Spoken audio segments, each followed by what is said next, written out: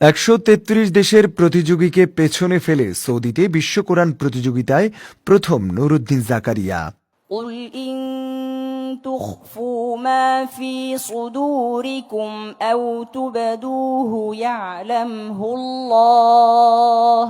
Saudi আরবের মক্কায় অনুষ্ঠিত 46তম বাদশাহ আব্দুল আজিজ আন্তর্জাতিক কোরআন প্রতিযোগিতায় 15 পারা গ্রুপে প্রথম স্থান অর্জন করেছেন বাংলাদেশের নুরুদ্দিন জাকারিয়া। তিনি আর রাইহান ইন্টারন্যাশনাল মাদ্রাসার শিক্ষার্থী।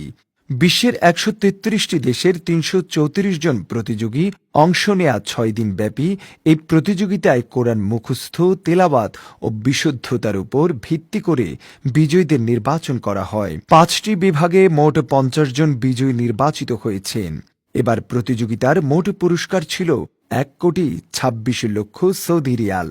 নুরুদ্দিন জাকারিয়ার এই অর্জন বাংলাদেশের জন্য গৌরব বলে মনে করছেন আর রাইহান ইন্টারন্যাশনাল মাদ্রাসার পরিচালক মুফতি কারি আব্দুল কাইয়ুম মোল্লা। বিশ্বজয়ী কোরআনে হাফেজকে বরণ করে নিতে প্রস্তুত বাংলাদেশ।